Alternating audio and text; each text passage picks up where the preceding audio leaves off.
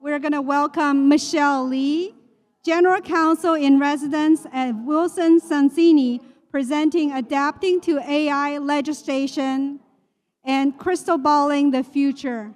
I'm absolutely thrilled to be here, especially knowing that so many folks in this room are actively building the future of AI, so that's pretty cool. As I have this discussion today, just as a quick disclaimer, views are my own, and today I won't be giving any legal advice, although I suppose if you want that, you can come find me afterwards.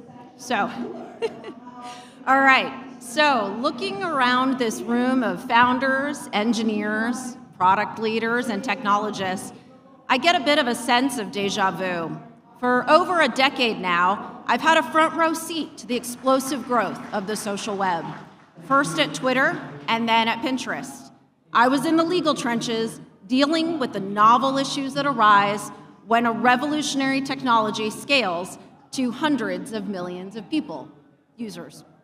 From the rise of the Arab Spring to the creation of the Tea Party, there were a lot of novel issues. You know, we had political dissidents in Hong Kong speaking truth to power.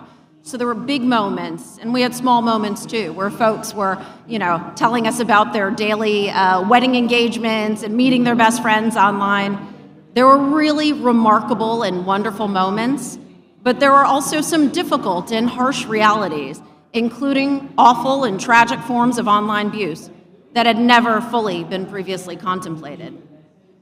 We were, in many ways, building the plane while flying it. And frankly, that's what it feels like with AI today, but 10x. The debates we're having now about AI, about bias, transparency, online harm, who's responsible when things go wrong, these are echoes of the debates we've had about social media in the past and the early web. But this time, the velocity is an order of magnitude faster, and the technology is no longer a conduit for humans to connect. It's a partner, a creator, and an agent in its own right. When there are so many considerations involved in building new companies with a relentless focus on growth, tech regulation can simply feel like an afterthought. But what I'm here to talk to you about today is that the legal frameworks being built right now could fundamentally shape the products you build, the markets you enter, and how you ultimately find success for your companies.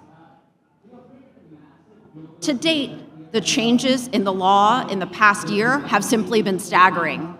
From new U.S. state AI laws, federal AI bill attempts, and more than 50 pending lawsuits in the U.S., to numerous laws and regulations being implemented and considered around the world. Each day, we are tracking developments across the full spectrum of AI use cases, from AI patentability, the legality of scraping online content, to when copyrighted material is fair use and when and how privacy rights are implicated. Now, I thought about trying to jam all this information into a chart for you here in 5-point font, but I figured that would be miserable for all of us. So instead, what I'd like to do today is simply zoom out to point out 3 trends that I'm seeing in AI law and policy and make 3 predictions. The first trend, searching for the source of the flour barrel. There's a very famous case that many US law school students learn about. A guy is walking down the street by a grain flour shop, and lo and behold, he gets knocked out. He has no idea what happens when he wakes up, but a barrel of flour has just fallen on him. Understandably, he wasn't thrilled about it, so he sued, saying the flour shop was negligent.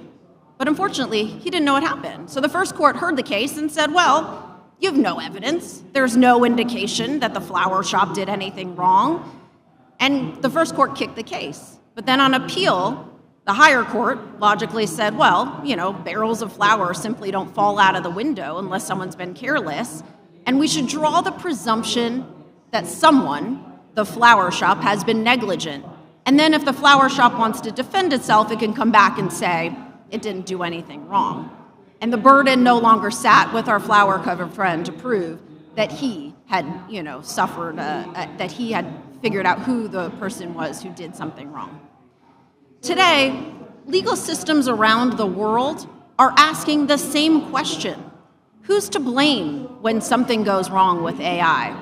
Who's responsible when a high-stakes algorithmic decision leads to a wrongful job rejection, a medical misdiagnosis, or a tragic self-harm incident? Web 2.0 operated on a principle where platforms hosting user content largely held no responsibility for it.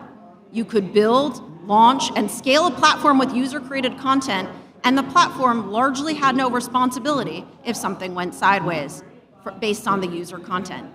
But over time, as the internet has evolved, the legal shield for online platforms for user content has continued to erode, largely in response to the stories of online harm that we've become far too accustomed to. And alongside this erosion, we've similarly seen the rise of more prescriptive laws around the globe requiring platforms to take on more affirmative responsibility for what exists. This is the backdrop for the rise of generative AI. There's no longer the view that the internet should grow completely unimpeded. Instead, there is the general sentiment that online platforms should have some responsibility for the products that they create. Countries around the world have continued to vary in how AI systems should be held responsible. In the EU, they have bucketed AI systems into various risk categories, and they've identified compliance obligations based on these levels of risk. For example, if you have an AI system that impacts safety or human rights, like using AI for subtle manipulation in a way that could cause harm, these are considered unacceptably risky and completely banned from the EU. However, if you have something that's slightly less risky than that in terms of making employment and hiring decisions or medical systems, these are allowed but subject to strict requirements. Risk assessments to identify the types of risks that might be involved, human oversight, maintaining and being transparent with detailed documentation about what was done in the process of building the models. These risk categories then in Europe sit alongside a products liability directive. If a company fails to meet the requirements of those riskier AI systems and there's an obvious misfunction, it's presumed that the AI system did something wrong, much like the barrel of flour falling out of the sky. While this legal shift isn't happening everywhere, it is certainly a notable trend and one that we should continue to watch because it paves the way for even bigger legal problems for AI companies. The second trend we're seeing is that regulations designed to protect children, including teens, simply move faster. For decades, tech policy debates in the US have been defined by partisan divides. Conservatives have argued that online platforms and social media algorithms encourage conservative bias and shadow banning of conservative thought, while Democrats have emphasized that there was insufficient content moderation to address online safety harms. But amid this discord, there is a consensus that has emerged in the US and globally: the need to protect children online. This is one issue where you see lawmakers from across the aisle, from Senator Blumenthal to Senator Blackburn, working together. They're united on the idea that platforms have simply not done enough to protect young people online. Legal and regulatory protections around the world, from state laws in Utah and Arkansas that require parental consent to even access online platforms, have been flourishing. Elsewhere, there are children's codes that are being formed throughout Europe that set out very prescriptive requirements for how children need to be protected online. Why does this matter for AI? Because youth safety has been an entry point for AI regulation, just as it has for social media and internet policy. And companies building directly or indirectly for children and teens will continue to face closer scrutiny. The third trend that I've seen is our efforts to squish new meaning into old laws. Squish is the technical term. When generative AI went mainstream in late 2022, I was leading a legal department, and without exception, the leader of every team came up to me and said, AI is inextricably linked to what I am doing every day. From privacy, to copyright, to patents, to trademark, to contracts, online safety, and employment law. AI law isn't developing in a vacuum. It's being built on a legal framework that has existed for a very long time. Much like company legal teams, regulators around the world have similarly been thinking through how their areas of legal specialization intersect with AI. Privacy regulators have asked difficult questions about whether training data has respected the privacy rights of users, particularly a user's interest in opting out of having their data used in training an AI model. Rights holders like movie studios, big content franchise owners, singers, writers, news publishers, photographers, you name it, they've all stepped up to wage existential battles with AI developers over copyright ownership and fair use issues. Consumer protection agencies designed to help ensure that companies are not engaging in fraudulent or misleading practices like bait and switch schemes, they are also bringing their enforcement power to bear in the AI context. There is a robust legal framework already in place, particularly in the US, and regulators are already applying it to novel AI use cases, even when our current technologies were never considered as those laws were written. With these observations in mind, I'd like to turn to a few predictions. First, even in countries that are embracing innovation, there will be unpredictable risks for companies and erratic enforcement as laws and enforcement norms continue to develop. Right now, as we look across the global landscape, we can see that in Europe, it's clear there are high operational burdens. There are burdens for data governance, documentation, risk management, and those are set out fairly plainly in the laws. In the US, there is no federal AI law, but we see a daily growing patchwork of state AI laws. Elsewhere in the world, we see new AI laws as countries continue to grapple with the balance of encouraging the economic growth of innovation while addressing the potential for harms. There are many countries at this point who have been struggling with simply the challenge of getting online access, let alone getting access to the vast quantities of data that are needed to train large language models. There will certainly be a long tail for development of AI laws and regulation, and the borderless nature of the digital economy means we will continue to see unpredictable and erratic domestic and cross-border enforcement of laws. More likely than not, we will see news stories daily that will impact the trajectory of AI laws. And history has shown that public outrage often leads to enactment of new laws. For example, in the mid-1990s, there was a Time magazine cover story titled, "On a Screen Near You, Cyber Porn." While this time it sort of doesn't, people don't bat an eye, at the time, that created a moral panic. The article had claims about the possibility of kids having access to indecent material online and quickly led to Congress passing the Communications Decency Act of 1996, which was a sprawling law aimed at protecting minors. While much of it was later struck down by the Supreme Court as unconstitutional, the law itself, again, introduced churn, uncertainty, and erratic litigation in the country as the details of its legality were being shaken out. Public outrage and news cycles lead to legal changes, and there have been several recent high-profile stories involving children who used AI chatbots.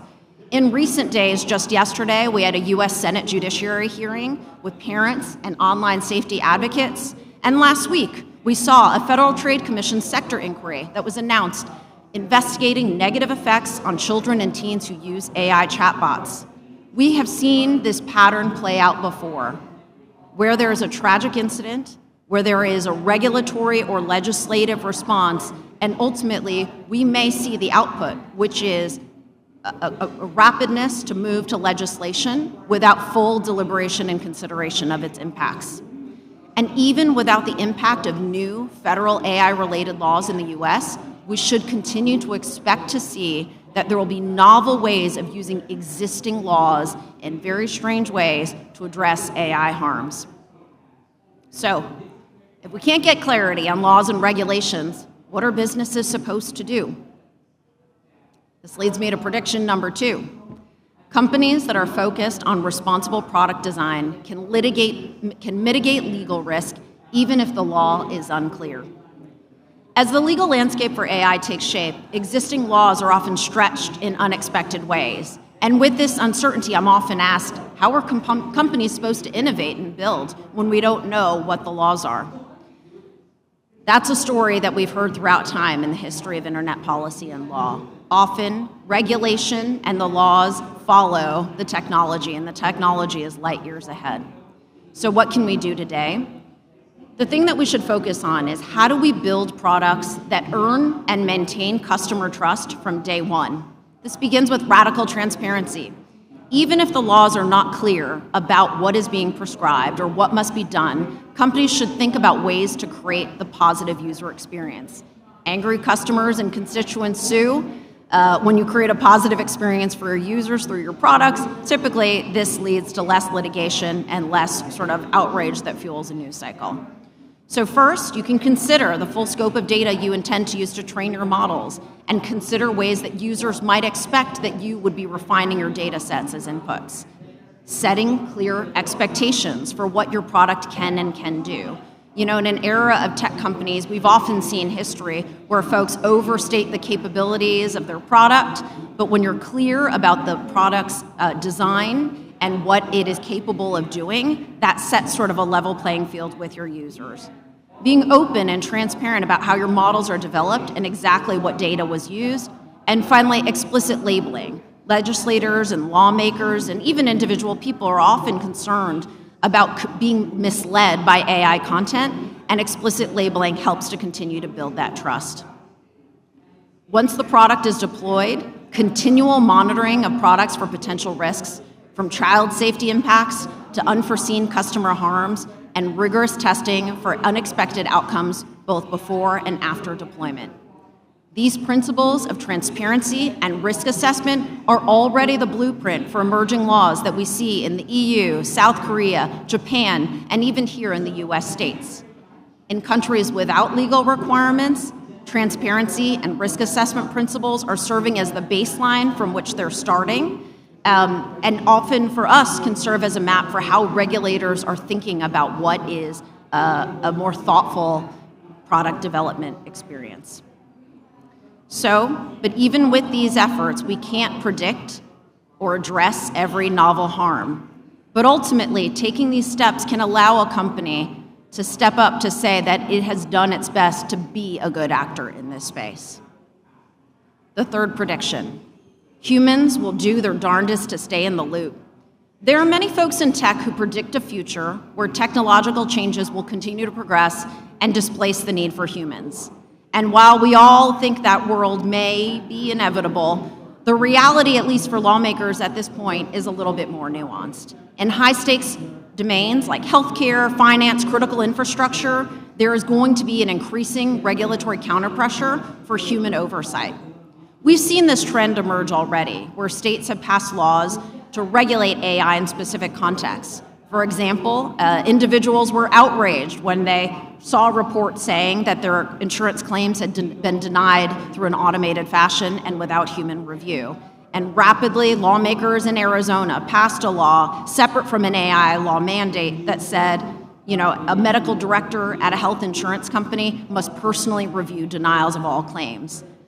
As we know, humans often take comfort with knowing that people are involved, and regulations will continue to reflect this, at least in the near term. So, thank you, folks, for spending time with me today. You know, I've really appreciated the opportunity to chat with all of you. Social media and internet policy to date has often shaped how lawmakers and policymakers view the dangers of online harms.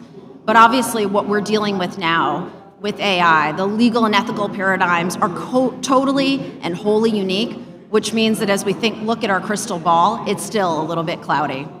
But as we wait for the laws to continue to form, and we see how regulators and plaintiffs' attorneys will shape the interpretation of these laws, there are two things that are absolutely crystal clear.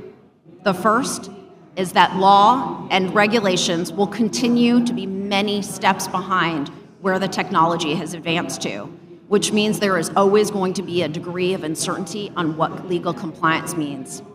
And second, for the builders of today, the folks in this room, Energy spent on discussions around user safety, transparency for users, and awareness of actual and potential risk to users will very much be time well spent.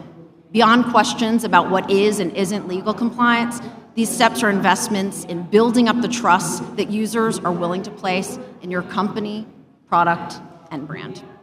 Thank you all for the time. I really appreciate it.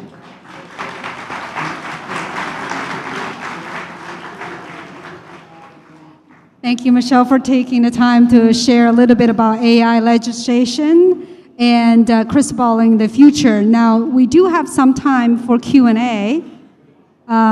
So we have Laura on stage right, stage left. Don't worry about it. We have Laura on this side. We have Peng on this in the middle. So make sure you get a microphone before you speak. So Peng, to your right, there was a question. Is this on? Yeah, you can hear me. Good. Is it loud enough? Yeah, now it is. Okay. I have a question for you. In terms of the international context of what happens, international law in AI. Can't hear. I'm so sorry, I cannot hear. Can't hear? Yeah. Can you hear me now? Yes. Coming out of over here. Okay. Okay. You okay? We can hear you now. All right. Just want to make sure. On the international context, obviously it's going into the cloud. And can you hear now? Yeah, this is amazing. Okay. I'm looking at the international context and AI governance and law, and that seems to be a real issue. How do you suggest we address the issue in terms of enforcement? We can have all the laws in the world, but if you can't enforce them, what value are they? I think it's a good question. So, yeah, okay. I think it's a good question. So, you know, we've seen this issue come up in the past, where countries may have laws that are far more restrictive than what we would have in the United States. So, for example, many years ago, there was a law in Germany that prohibited speech as sort of de facto illegal. You couldn't even use it. It was presumed that the speech was illegal. And there was a question about, you know, whether those regulations in Germany would impact how speech was viewed in the United States. And while German laws are not meant to control what happens in the US, there's obviously overflow. There is a borderless digital economy, and laws that exist elsewhere will often impact the laws that we have here, and vice versa. So often, at least what I've seen, is that the standards are much more shaped by sort of competitive norms. So let's say you have a country that is very aggressive in its legal framework and sort of more, thinking through the potential harms of AI. The largest companies who have the best funding, who have the best resources, they will work to meet that standard, and then the industry sort of follows along. So even though the laws will not expressly state, you know, this applies to everyone outside of our borders, ultimately there are downstream impacts for industry as it moves up to that standard that's set by the largest players. The concern I have is when we regulate to a very high standard and have no way to enforce it, we make ourselves a victim of our own regulation. And that's the issue. I think so. I think there's a piece of that makes sense. But I also think that companies in tech have been building for so long that they view regulation almost with a healthy dose of skepticism. So I think back to the history of many, many companies that exist, particularly in the Bay Area, where their business model, frankly, started out as completely illegal, and they took healthy risks. Just think about it. A lot of people took Ubers here, right? We got Waymos. There are so many companies that start out in a place where the business model is frankly not permitted under regulation, and over time the norms change. And so I think the baseline of regulation can often be a bit aspirational, and it's interesting to see what companies in the Bay Area and in California will do to meet or not meet that. Yeah, please. Hello? Hi. I think I'm going to make the question then. You mentioned that regulation was behind technology, and we'd like to know at a global basis, like what country do you think is ahead? What are the top 2, 3, and who's doing it right, who's doing it wrong? Kind of a general view at a world stage level. I think, you know, as with many things, Europe is always ahead. You know, they sort of set the groundwork with GDPR and privacy. Then we have the Digital Services Act, which was, you know, earth-shattering for a lot of tech companies. And then we had the EU AI Act. I think it's heartening to see that they don't address all risk as the same. You know, the fact that they have different risk buckets shows that they can see sort of the inherent value and benefit of AI systems and technology. So it's helpful that they're making the distinction between things that can be problematic for society versus things where people should be able to innovate a little bit more freely. Korea has always been sort of viewing itself as on the forefront of innovation. They have had a lot of incredibly sort of forward-thinking technology laws, forward-thinking for sort of tech policy, society, obviously a little bit more problematic for companies that are trying to comply with those laws. I think getting it right at this point is viewed as doing the best we can with what we know, which is transparency, risk assessments, continual testing, documentation. And I think we are seeing flavors of that through all of the regulatory schemes that we've seen. We're seeing a distinction between countries that have defined true laws and other countries which have followed with model principles. And then we're also seeing industry sort of sign on to voluntary guidelines and commitments. But we are seeing flavors of sort of those pieces of risk assessments and transparency throughout all of those. And I think in that sense, it's getting it right. I don't think it will necessarily address all downstream potential harms, right? Like that's sort of a big and weighty task. But at the moment, it at least gives people something to sort of grapple with in terms of like the possibility of risk that may be presented downstream. Thank you. Please.